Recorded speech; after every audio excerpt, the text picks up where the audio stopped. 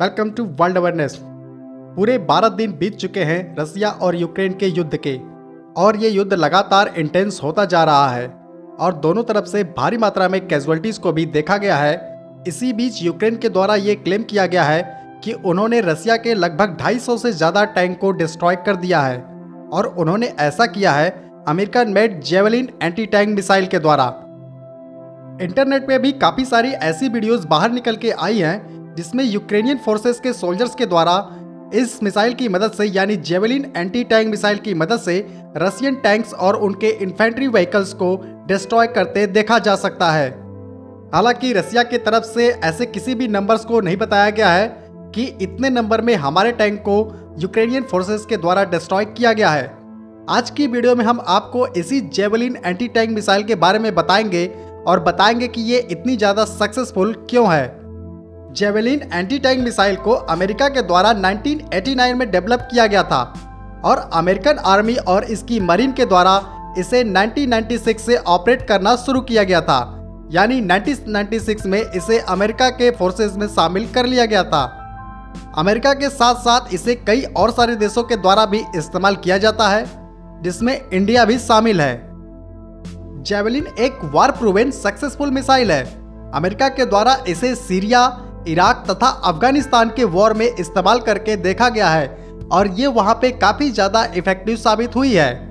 इस मिसाइल के अभी तक लगभग 45,000 यूनिट्स को बनाया जा चुका है।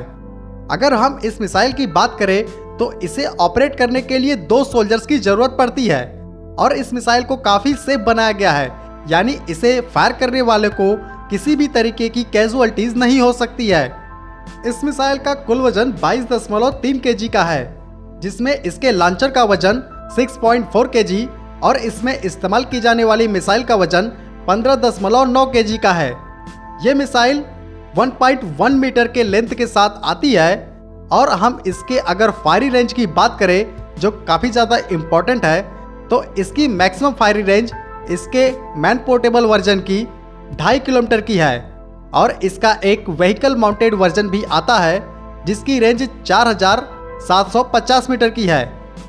जेवलिन एंटी टैंक मिसाइल की सबसे खास बात यह है कि ये लॉक ऑन बिफोर लॉन्च जैसी कैपेबिलिटी और फायर एंड फॉरगेट जैसे फीचर्स के साथ आती है, यानी इसे टारगेट पे फायर करने से पहले टारगेट को इस पे लॉक किया जाता है तथा जब इसे टारगेट पे फायर कर दिया जाता है तो ये टारगेट को खुद ही ढूंढ के उसे डिस्ट्रॉय कर देती है, यानी इसे फायर करने के बाद गाइडेंस की जरूरत नहीं पड़ती है। इस मिसाइल में गाइडेंस सिस्टम के तौर पे इंफ्रारेड होमिंग गाइडेंस सिस्टम का इस्तेमाल किया जाता है। इस मिसाइल को ऑपरेट करना भी काफ़ी ज़्यादा आसान है। इसे कहीं पे छिप के और ज़मीन पे आसानी से लेट के भी फायर किया जा सकता है, जिससे कि आप दुश्मन की नज़र में नहीं आ सकते हैं।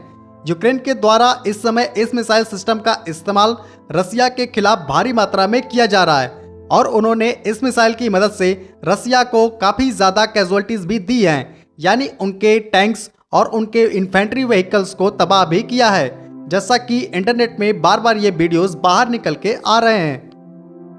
रशियन फोर्सेस के द्वारा इस समय T-19 और T-72 जैसे मॉडर्न टैंक का इस्तेमाल किया जाता है, जो काफ़ी ज़्यादा वेल प्रोटेक्ट टैंक होते हैं और ये दुनिया के सबसे बेहतरीन टैंकों में गिने जाते हैं। हालांकि ये जो जेवलिन एंटी टैंक मिसाइल है वो मॉडर्न टैंकों के खिलाफ भी काफ़ी ज़्यादा इफेक्टिव है और इसने इस युद्ध में ये प्रूव भी कर दिया है।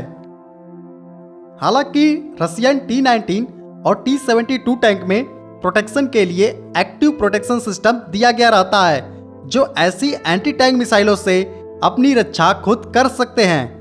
तो इसीलिए मुझे यूक्रेन के द्वारा क्लेम किए गए इस नंबर पे पूरी तरीके से डाउट हो रहा है, क्योंकि इतनी भारी मात्रा में रशियन टैंक को तबाह कर पाना काफ़ी ज़्यादा मुश्किल है।